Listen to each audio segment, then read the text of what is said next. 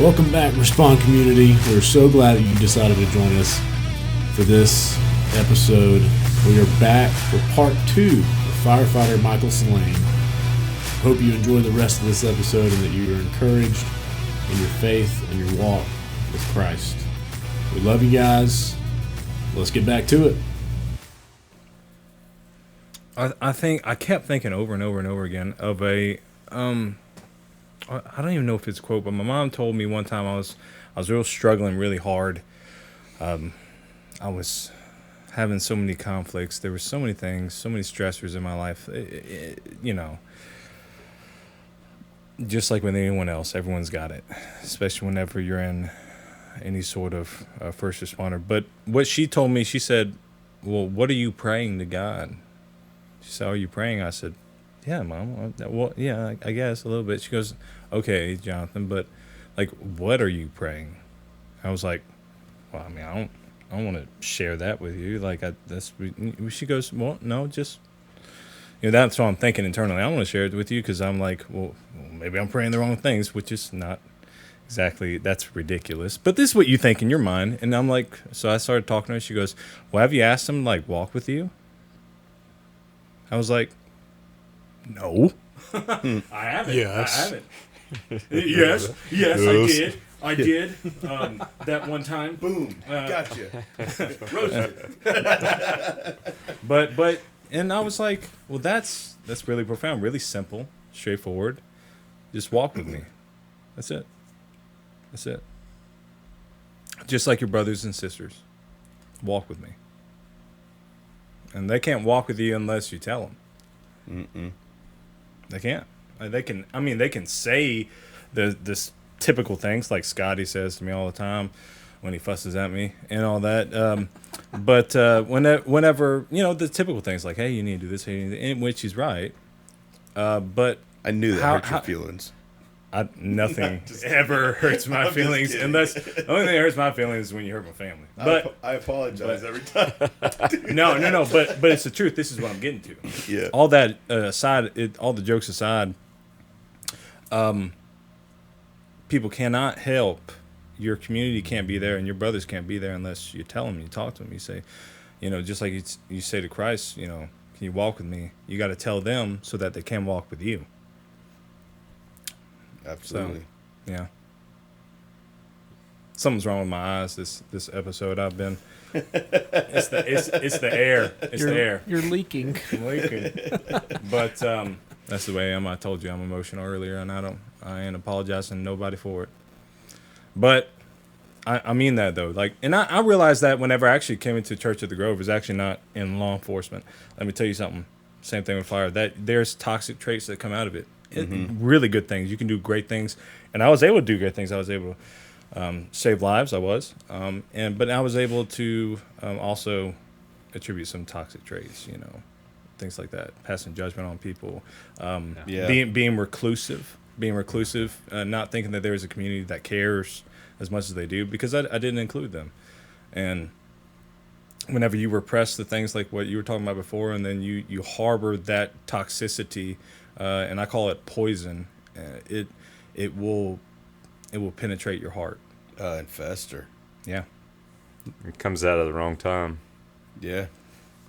That hurt, anyways. Comes out. Well, yeah, because you don't know when it's going to come out. Right. Nope, you don't. It's always the most inopportune times, too. The most ridiculous things. It really does. I know it. I've been there, brother. Trust me. Spilled milk on the kitchen floor, Yeah. I mean, let's clean that up, but let's lose our cool before we do it. Yeah, it's so crazy how, like, if you're going... See, that's the thing is, hardest thing is, we don't talk about this in for public safety in general. They say they always, like, everybody says, we're going to have this program. We're going to do this. And then they leave it up to the person to reach out to the program. Most people don't reach out to you. What was that? And I know exactly what you're talking about. Yeah. And so, but it's like, well, you'll bring it home. Even though we tell ourselves, don't bring it home. Don't bring it. We bring it home sometimes. Oh, yeah. It's simple as you were saying, form things in your mind. Like, when I drive by a trailer park now, it is so hard for me to not think about every single call that I've ran at a trailer park. They're all this. Every call I've ever ran is it's just disgusting living, like terrible.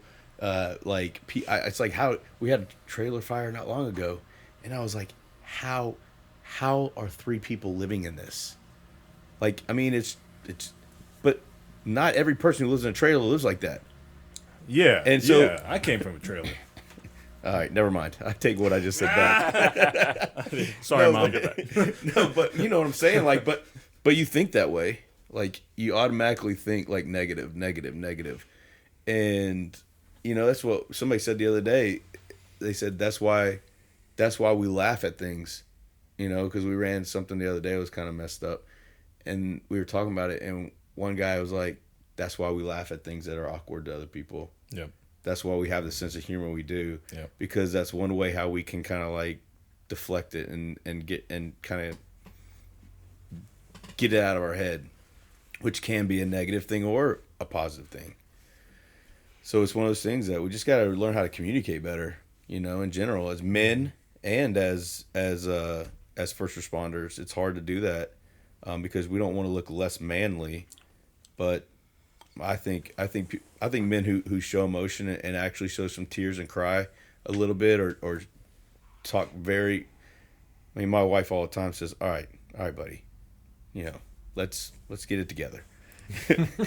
But I think that shows a lot of courage, and if we don't do that, it just stays inside. And then, like you said, somebody drops milk. It's like, oh well, no big deal, clean it up. It's like turns into this. What are you doing? You know, and you're like. And every time, you know, you go through one of the spells, 30 seconds later, you're like, What was wrong with me? What the heck? Like, what was that? You know? Oh, am I a monster? Like, why the heck would I do something? And I've said that to myself. You were talking about, we tell ourselves, don't take it home, don't take it home, don't take it home. And then you don't go talk to them about it. And then you bring something else home, and that's that bad attitude. That's that temper. That's stuff that you don't want to bring home, you know. And I think it comes, like you said, it could be good.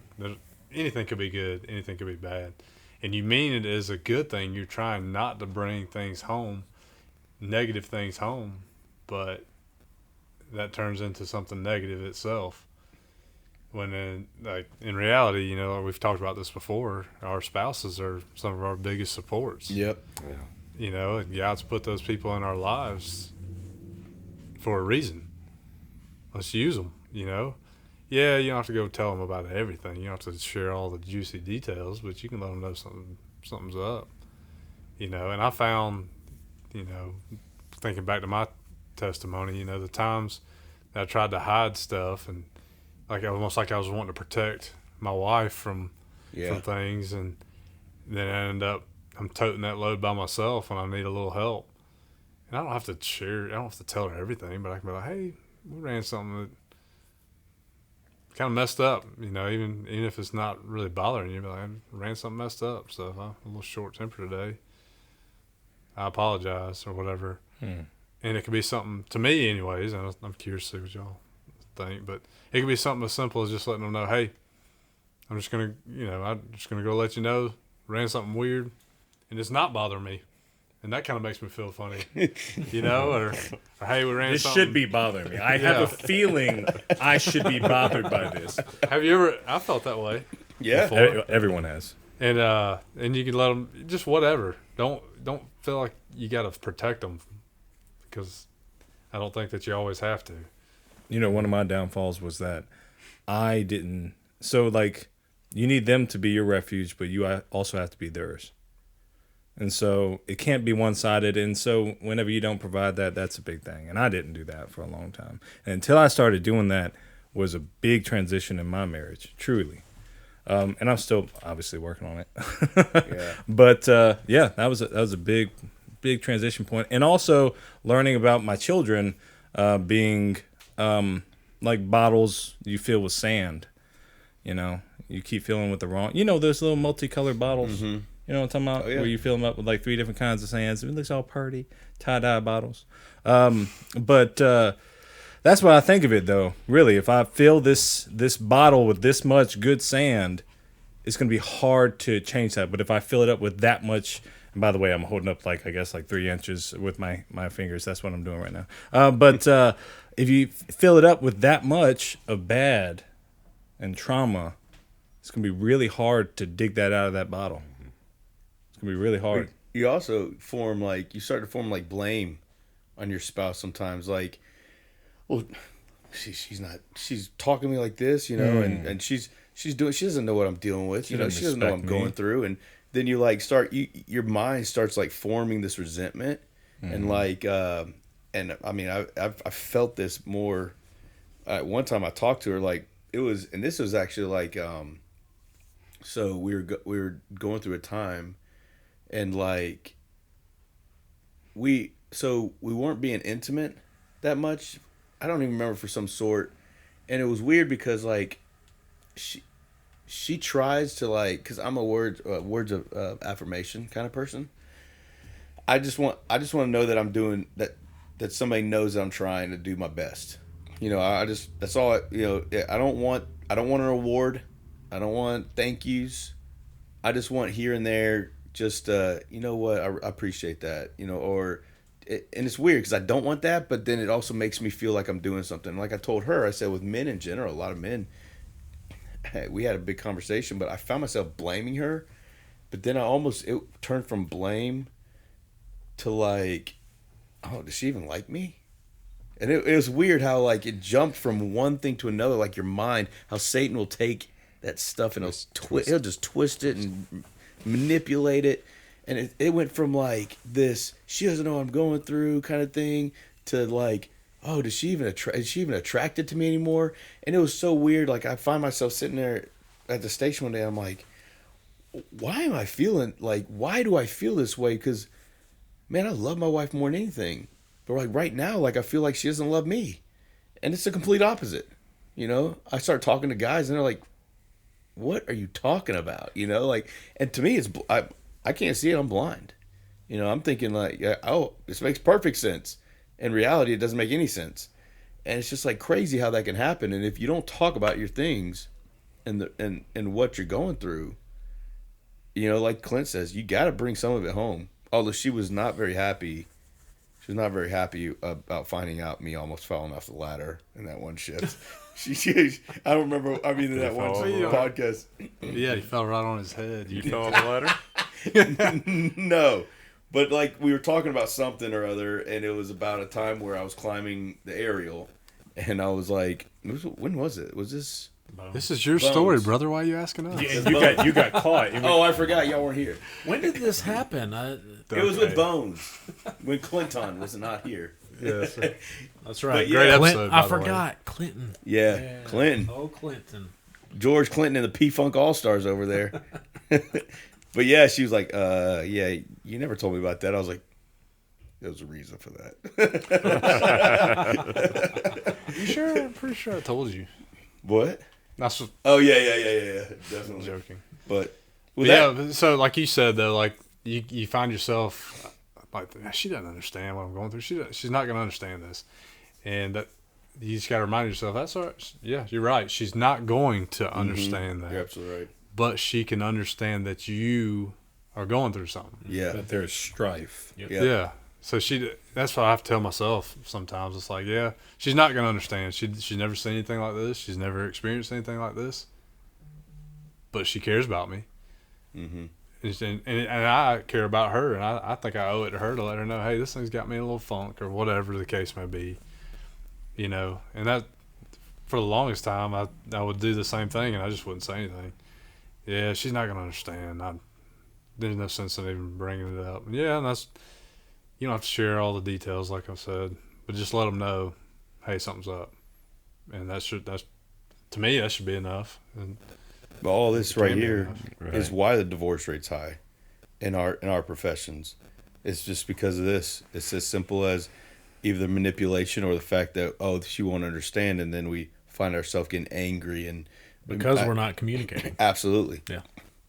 And that's the big reason. It's whether it's infidelity or abuse or verbal abuse, whatever it is, that's the main reason. And it all stems back from like communication.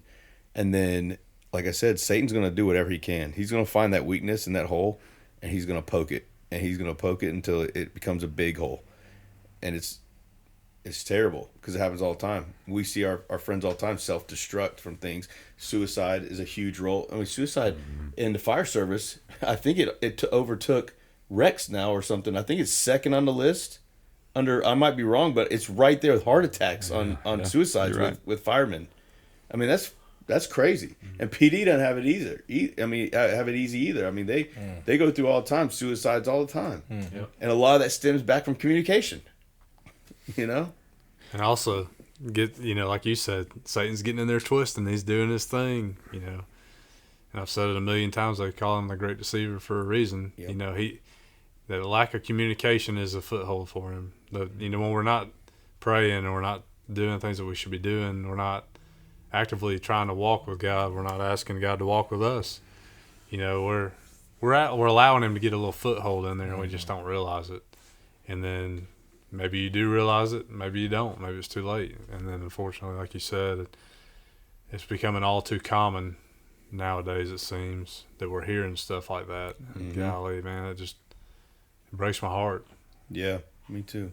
Yeah, how can you lead your house and yourself if you're not allowing to be led by those who are in the kingdom of God and who are trying to facilitate you and be your community, and also finding refuge in your one flesh. Yes. And amen. Yeah. If some of that's significant to us, we should probably share it, with our spouse. But, harboring again is the way we, raised, taught, so on, being strong. But What's the stigma of our profession? yeah. But if it's significant with us, our spouses are probably willing to hear it, So just communicate. I mean, they don't have to understand. Yeah. They just have to know, like Clint was saying. I mean, they just have to know that something's bothering us or something, so that they can be prepared, so they don't supercharge. Because what the devil's going to do is he's going to put those words. He's going to and it's going to be that one thing that fills that over the top thing. And you're like, God. We've all been there. Well, just the other day, I actually shared a call that I responded to with my wife, and she, again, she may not have understood because she's never done it before, but she actually ended up helping me understand why I was feeling a certain way about, why I couldn't shake it, basically.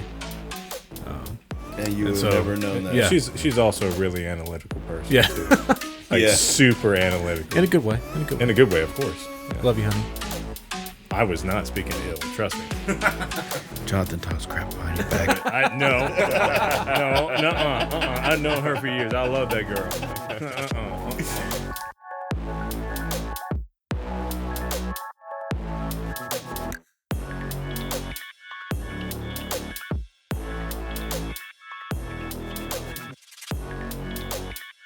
Well, you said something about the Grove. You have something? No. You have something to say about the Grove. I was going to ask, so how did you get to come into Church of the Grove and get over there with Russ and all those guys? That's a great question. During that time of when my sister passed, it's Katie and Chris, came from Greystone. I did too. I wouldn't give it a chance. We lived in Walton County, and we were going to drive to Greystone. We were, the boys played football at Archer. We were going to drive there too. But play for your community now. Yeah. Sister had passed, a couple months gone by, a couple weeks maybe. Phone rings, and you don't really answer numbers you don't know.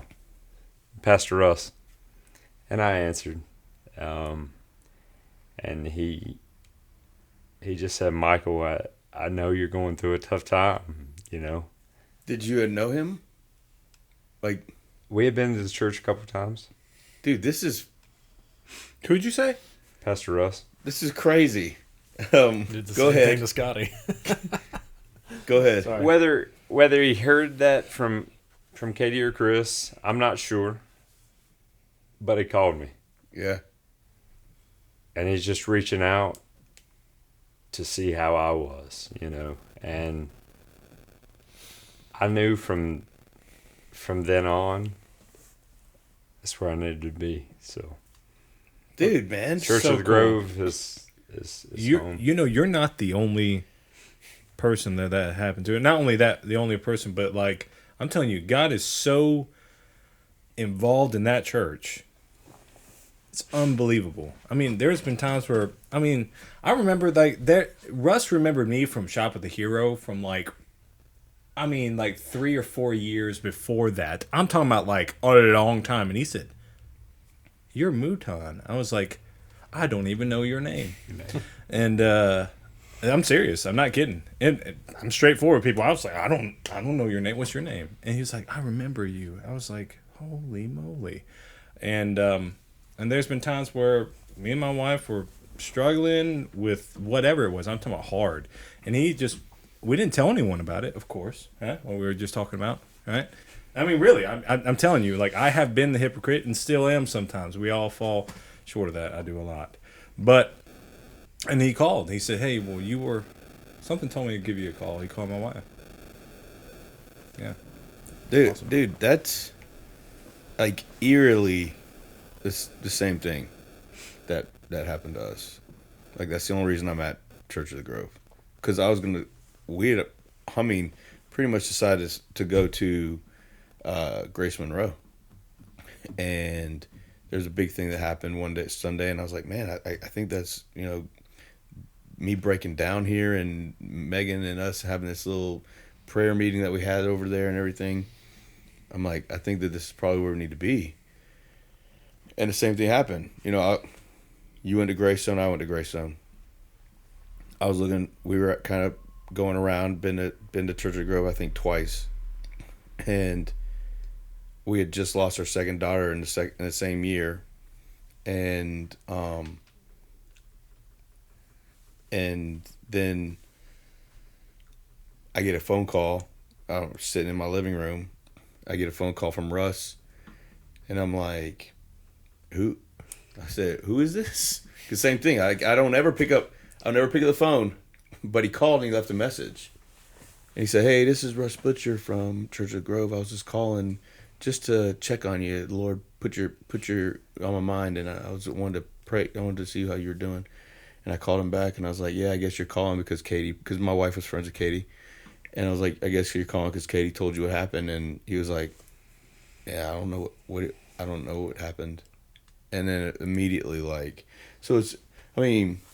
it's crazy because what you just explained is the same thing, literally the same thing that when I was going through a hard time in my life, where I was trying to figure things out and trying to take that role and burden and take it from my wife, like I could ever take my wife giving birth to two kids that weren't going to be alive, how I could ever take that burden from her, how selfish of me to think that. But what I did is I hurt her by doing that, because I was standoffish and I was trying to hold it all myself and I couldn't. But all that happened at the same time. You're going through something and and he calls and that's how you go to church there. And it's the same way. It's literally the only reason we go to church there. Like now there's other, what I'm saying. But at the time I didn't know anything about the church, But it's the same thing. Literally same thing. Which is pretty incredible. And that was how many years ago? Quite a few now. Yeah. For sure. That's crazy how God works. Providence. It's cool looking back too, putting all the pieces together and seeing the plan that he had and how he made it work. Like you're in the moment sometimes and you don't realize things are coming together, and then you look back and you're like, dang, Yeah. maybe he does know what he's doing after all. Yeah, especially considering that me and Mike over here were in the same summer school class together. I didn't even know it. It's crazy. Well, if you're listening to this and thinking, "Man, Church of the Grove is such a great," you're right, but Yes. it's not Church of the Grove. It's God. All Absolutely. glory and praise to God, because He's the one Amen. working. He's the one putting all this together. Yeah. There's several other churches out there, I assure you, that He is working in and through Oh, and absolutely. doing the exact same thing that He's doing at Church of the Grove. Absolutely. God is on the move. And where we've found a home in Yeah. Church of the Grove, you may not find it there, but you can find it somewhere else. Like you Exactly. said, he's working everywhere, Yeah, So I encourage you to go find that home, though, because it's pretty cool absolutely. feeling, being around, we got a group of guys sitting here. I know that y'all care about me, and I hope that y'all know that I care about you. And that's pretty cool, being around people. And guys put those people there for us, so. Yep, 100%. Clint and I, I text Clint here and there, for the last several years, but Clint and I got in the fire service together, Walton County Volunteers, Yep. and he pretty much, it was like he pretty much got on with Gwinnett the same time as I got on with Cherokee, because I blame him for taking my spot in that class. Even though Gwinnett did call me while I was in Cherokee's rookie school for the next class. But the You just thing couldn't is, stand be behind me. nah, they were like, nah, we'll go ahead and take our chances on this 18-year-old, not this 30-year-old man. I knew they were going to get a few more years out of me. Yeah. It's like, man, we're going to have to pay this guy's retirement after 20 years, but we got 40 years with this guy. But yeah, but Clint goes to Church of the Grove, we connect. And then, tonight I had no clue, but obviously me and Michael have a huge history. I guarantee you we've if you were in that class and that's crazy that we are connected. Like, we literally were in the same room together as high school kids. And then I ran into Jacob at just a Shop with a Hero, like 2 or 3 years before I'd ever left Greystone or even thought about going to Church of the Grove.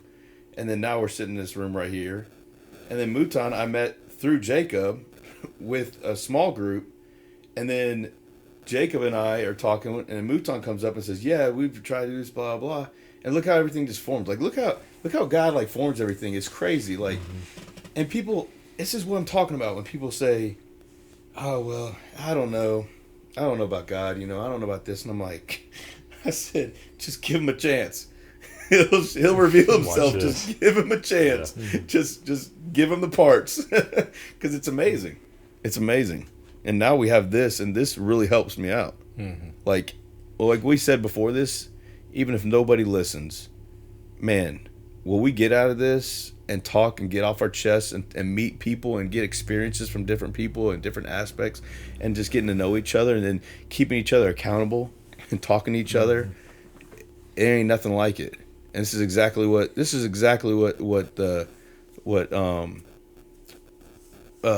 kingdom is all about. And then what we do is we just go out and we take what we learn here and we spread it and we talk about it at our stations and the people we know, and we say, hey, you should listen to this. If you don't want to listen to it, it's fine, whatever. I tell people all the time, if you don't want to listen to it, just give it a chance. Just listen to it once, and then let me know what you think so we can make improvements. Like the last time I said that to the guy, I was like, you need to get rid of that Jonathan guy.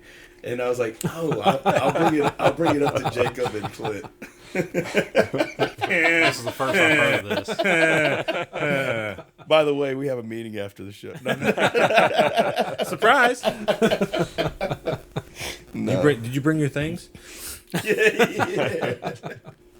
Oh man. Well, guys, we've been going at it quite some time here tonight. Oh, I didn't even notice, dude. I'm for real. Like, yeah. I've been looking forward to having Michael on for a long time. Yeah. And I know that it's rough for him to come on and talk about some things, but man, I'm glad you came, brother. And I've always looked highly upon you because because of what people have said and the testimony you put out there and given people and your heart. And I've been really looking forward to this. And so I'm thankful and grateful you came on. I can't thank y'all enough. Thanks for finally getting me here, for sure. Yeah, likewise. We'd love to have you on again. It's not whether we didn't want you on sooner. I think it's the scheduling Yeah. if I'm not mistaken. Yeah. I'll tell you what, I've been impressed with how many people we've had interested in joining us. Because I won't lie, I was a little skeptical starting out when y'all asked about it, and I'm like, yeah, sure. I mean, I'll tell you what, like Scotty said, I've taken more from this than I could have ever thought in the time that we've done it, and I hope that other people do too. But man, just me alone, I can't thank all of y'all enough, especially coming on with us tonight, man. We're glad to have you, but this is pretty cool. I hope other people are enjoying it the way that I am. Yeah, we'd love to have you back on too. We always tell all our customers. we always tell all our people that come on. We like really like if you ever get a chance and you want to come back on, you're always welcome because we can just talk about a topic or just shoot the breeze and whatever and just talk about some stuff. And it's a little less stressful, I guess, for you if you came. Appreciate that. I'd like to come back in a different field, but. He wants to come back not as a customer. Not as leave the customer portion. Oh man. Well, before we get out of here, I'm gonna turn it over to Clinton. He's got a word of encouragement for us. Encouragement through song. It's time for encouragement. Here with my buddy Clint. He's got a little song for you. It just might improve your mood. It's time for some encouragement with Clint through song. So I had one in mind, but I'm actually going to change it up a little bit on the fly. I liked your last one. Man, you can take so much good from any music, really, but Yeah, and then you can you also can. take some bad from it too. But we talked about that earlier. Anyways. So I'd never heard this song until, man, I don't know if we were recording when we were talking about this, but I know for a fact that Scotty told me about this song. It's 21 Years by Toby Mac. And Makes me cry. Yeah. Oh, It yeah. does. I mean, it's incredible. But I'm trying to get to it, so forgive me. I had a different one prepared, which we'll get to that one another time. But I just felt like this was, I don't know, when we were talking earlier, it kind of made me think of this song. I don't know why this song came to my mind, but it did. And it's when you were talking about thinking back on all the good times that we had with somebody, remembering those good That times. song helps remind me about that. Yes, and so 21 years makes a man full grown. 21 years, what a beautiful loan. And that's the part that I want to kind of emphasize. What a beautiful loan. 21 years, I love everyone. Thank you, Lord, for my beautiful son. You know, and if you don't know the backstory of it, Toby Mac's son passed. And I don't know the circumstances or anything. It's an but overdose. was it really? No kidding. Wow. So I honestly did not even know that. But you look at it, any time that you had with anybody that you loved, whether it was a tragic ending or, just natural causes, we all are going to eventually experience that, where we lose somebody that we truly care about, and look on it with a smile on your face. Maybe some tears coming down your face too, and think of it as a loan. Think of it as such a blessing to have had the time that you had with them, whether it be little or a lot, because it's never going to be enough. But also there's a beautiful promise that goes along with that too, that it's not over either. So remember that. Grieve like you need to, but look at the positive in things. Don't look at, man, I can't believe they're gone. Man, I can't believe all the great times we had together. Yep. And so that's what's kind of came to my mind when you were talking about that earlier, and the beautiful loan part. I remember because we talked about that before. I don't think it was when we were recording. I think it was kind of some discussion before we were recording, and I never thought of it like that ever. Me neither. When the first time I heard that, I broke down driving in the car because it, like, after the whole song, it like hit me. It was like, holy crap. Like, because I have a problem with worrying about my kids. Like I do. I pray about it daily. And when I heard that, I was like, oh my gosh, like, they're his. Mm-hmm. He just loaned them to me. He's the creator. He loaned them to me. That song means a lot more to me because of the my children and stuff. It makes me understand. It just brought in perspective God's purpose for us, and He is the Father. He is our creator. I am just a fill-in, like they're just a loan to me. Another song that like it means a lot to me. I think about it a lot, but it's very similar to that meaning. But that one means a lot more because it's his child. But like the Garth Brooks song, "The Dance." Oh yeah, that's a good one. That song, it gets me every time because my it's wife like can't listen to it. Yeah, it gets me every time because it's like you think about it, like, and I listened to that song a ton after I lost my two buddies, and I'm just like that. Like I think about it, like, would you give up the dance though? Like, no, absolutely not. Like, but so you have to reflect and like just always remember the dance. Remember that they're alone. Remember what you did to them, because in that song it kills me because it tells you think about what you do with your kids, and he goes through like what he did with his kids, and he was in the industry with Toby Mac, and he was a producer and all this kind of stuff. But it just goes to show you, great kid, but he fell into the wrong people, and the wrong person did something to him, enticed him on some way, and he went from just God's plan, and that grabbed him and twisted him. And I don't know all of the what could have been, like, but I know that like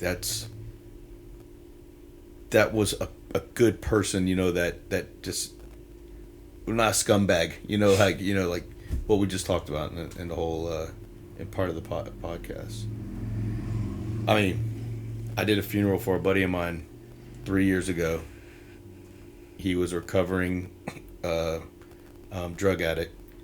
Great guy, military guy. Loved his family to death and loved him to death. He was a great guy. And I spoke at his funeral at the Veterans Memorial Cemetery, and he was in remission for over a year. He'd gotten his life cleaned up, his wife, his wife, and his family, and then something happened. I don't know what, but something happened, and he went back and he took the same dosage that he did when he was an addict, and it was rough, dude. He was a good guy, great guy, but thanks, Clint. Yeah, I love that song. Absolutely.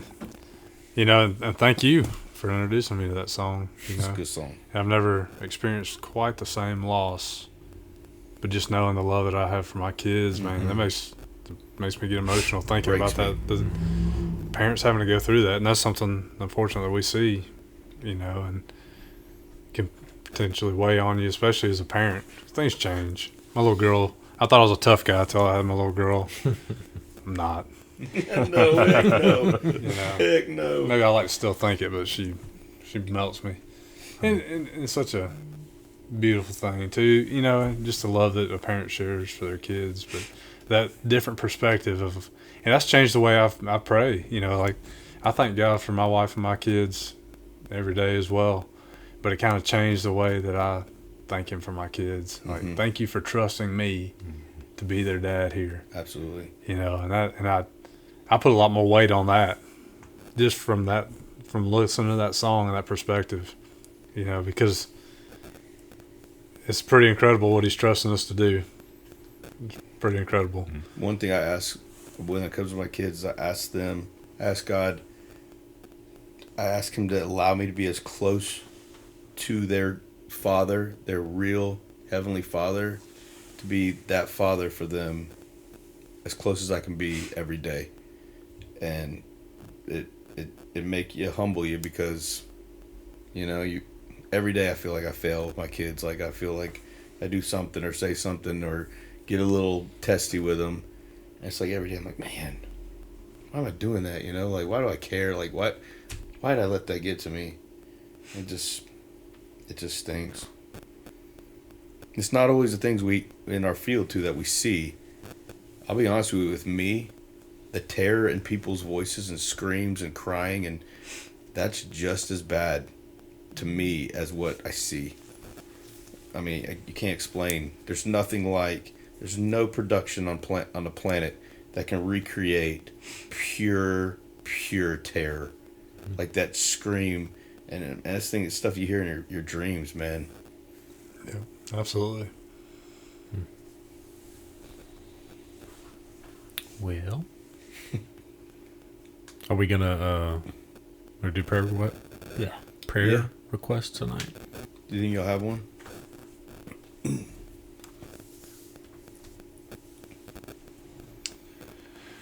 Chip. I feel like I should. 'Cause I do. I got to praise. Well, my prayer requests are pretty much the same as they've been. Yeah. Especially same. my friend. We got, shoot. I even made the list out. But I do want to talk about a praise. It's still an unspoken person. But my friend, if y'all remember, who was having infertility issues. Well, so far we just got to keep praying, but they're pregnant. Oh, that's So awesome. It is. Nice. It is. Praise God. You know, and he's not. I'm not telling anybody because you know how that goes. I get it now, Yeah. totally. There's a huge praise in that. It made my day when he sent me that text. Man, it made my day. Hold up, I'm looking up prayer ones I got. You know what? Now that you mention it, I know I'm gonna keep it unspoken as well. But I can think of a couple that I know that I think very high. Don't really know the wife, but I know the husband to the fire service, and same prayer. You know, they've been trying for a while. You know, and wasn't even thinking about it until you mentioned that. But yeah, that'd be a good prayer request there. So here's my other ones. I got so my buddy's cancer. My other buddy's mother-in-law has a blood cancer. The Granthams, their little daughters, she broke her leg pretty bad. Which, man, I talked to the guys that were on the call. It was funny, man. I told Jenny. I told Jeff and Jenny. I called him and I said, "Hey, I just heard that call go out. I'm pretty sure that was one of our friends' daughter. Is she okay?" And he goes, "Well," he's a country boy. He goes, "Well, she broke her leg pretty good in a couple places." And I said, "Really?" He goes, "Yep. We moved it one way, it went the other." And I was like, "Oh, dang." And he was like, "Yeah." He goes, "But man, that girl, she was tough as nails." He goes, "She never winced and she wasn't excited. Like, this is an open fracture too. Like, I mean, Yep. like Through the very skin. bad break." Yep. And Tib and fib. and I said, he's like, "Man, I can't believe she was one of the toughest girls I've ever ran." He's been in service pretty long time. He's like, "Man, it was just incredible how good she took it." And I was like, "Really?" He goes, "Yep. Mom and baby sister, not so much." And I just started cracking. Well, it's just like Jeff. Jeff is as like mild mannered Yeah. and calm with everything. Even when he's telling you a joke, he says, yeah, I heard something funny the other day. I gotta tell you. So check this out." Yeah. He gets it from him. Yeah. Yeah, I mean, mild mannered, super chill. But my other, I got one of my good friends who owns the old, company I used to work for before I became a fireman. He owns that company now, like, outright. He's a good friend of mine. He tore his intestine, I guess, 2 weeks ago. What? Had no clue. I didn't even know that was a possibility. He tore his intestine. I had no clue. I found out because I was reaching out to a guy I used to work with, just seeing how he's doing. You know, like I was just texting to see how he's doing. He goes, "I'm doing all right." He goes, "But did you hear about Mike?" And I was like, "He's in the hospital again. I'm sure you heard about him." I was like, "What the heck? No." And, but yeah, he was in there. They had to do surgery to close his intestine up. And then, so he's healing right now. So he's doing good. I don't know how it happened or what caused it. That's wild. But I haven't. He hasn't really been talking to people because he's been in so much pain. So his wife's been texted me and just told me when they would be coming home. But praise God for a good surgery. But then, like, they were about to leave, and his gout, like, he had this raging gout to where he was in pain for that. And I was like, yeah, Lee. This is a guy that can't catch a break. Yeah. For real. So keep him in your prayer. And then also a good friend of ours, Mrs. Parrish, she's been having some health issues recently. And just pray for her. So I got one for my wife. Her blood pressure, the baby has been kicking her butt. She's all pregoed out, and the blood pressure that baby is spiking it up. I tell you what, she got the best blood pressure I've ever seen outside of being pregnant. But when she's pregnant, man, whoo, yeah. So just keep her in your prayers with that. That'd be awesome. And Madeline, my middle child, just professed her acceptance of Jesus Christ the other night. That's awesome. Right. Before bedtime. Praise So, God. Really? Yeah. Dude. I bet Yeah. that's cool as a dad. Oh man, it was the greatest thing. She said, "I got something to tell you," and it was so random because we watched like an action movie before that, which I guess got her super excited about Jesus. I don't know, but yeah, I mean, it was something just totally unrelated. It wasn't anything like. We weren't watching The Chosen together, is what I'm saying. Like she didn't get it from that, like any inspiration from that, but she just felt compelled to tell me. And so I asked her a few questions and all that. But yeah, just keep her in your prayers, and we're gonna see if we can. I told her, I said we're gonna see if we can get you through a few questions, trying to kind of get you educated on and make sure that you fully understand what you are professing and the relationship that you are devoting yourself to. And then we'll see about setting up a baptism, which I'm super excited about. And if you think that I get emotional during these podcasts, you should see me up there trying to baptize my child. So, but I'm excited. I've been trying to talk. I'm gonna tell you something. My kids, they've all accepted Christ. They've all come to me and asked, which Kylie, she didn't actually come, but whatever. Yeah. But they all haven't gotten baptized yet, and I think it's because they're really nervous, and I really want to. I love that Russ does this, but the whole testimony thing, like that they write out their testimony. Oh yeah. My wife and I think that that's one of the things that's kind of keeping them Intimidating. Yeah. Yeah. Which Yeah. no, I'm good. I'm glad that that's there, but I think it's very intimidating to them. So well, shoot, pray for that because I really wish that they'd go ahead and just. And I don't want to push them. But I also want to be like, look, this is something that you want to do, so let everybody know, and it's a testament of faith, and Oh yeah. and so, but I'm gonna tell you what, if you want to see me cry pretty bad, you just whenever they make that decision to do that, dude, that's gonna be rough. I cry every time I see. I don't really cry every baptism, but every time I see a child go under, Oh, it's so wonderful. dude. Wonderful. It hits me in my feels. Oh yeah. Oh yeah. I mean, I remember my oldest one. That's the funniest thing. My oldest one was like, "Yeah, let's do it. Let's do it. I don't care. Let's do it." That's yeah. awesome. Like super confident. My middle child was like, It's funny how the difference is. But yeah, I just want to share that and just keep her journey in your prayers as well. Yeah. Great Sure. things. Great things. For sure.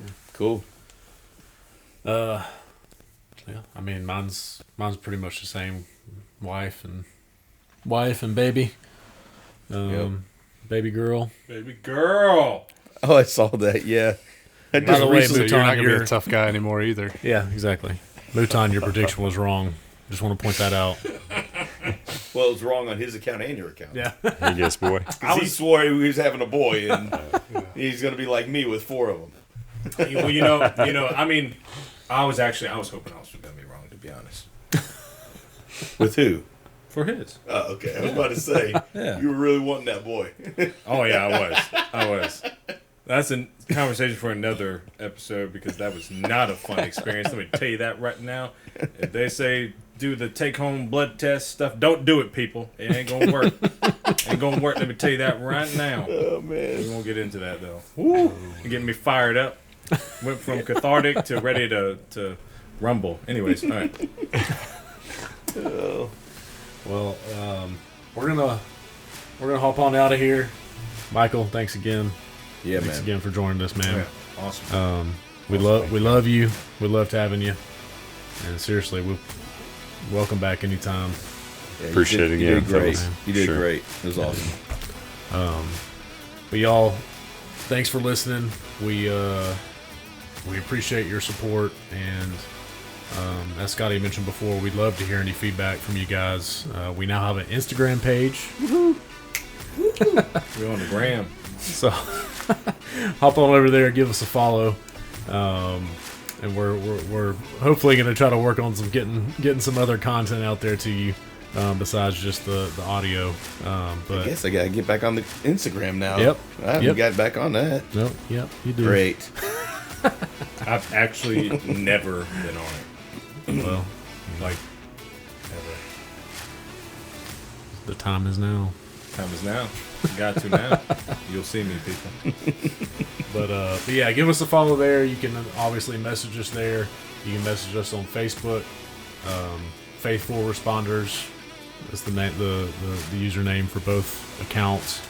You can reach us at respondcommunity@gmail.com. We'd love to hear any feedback. If y'all have any questions, if you have any prayer requests, we want to hear from you guys and engage with you guys. So do that. And but yeah, that's it. Love you guys. Love y'all guys. Peace Stay out, Girl Scout. Stay safe out there. Peace.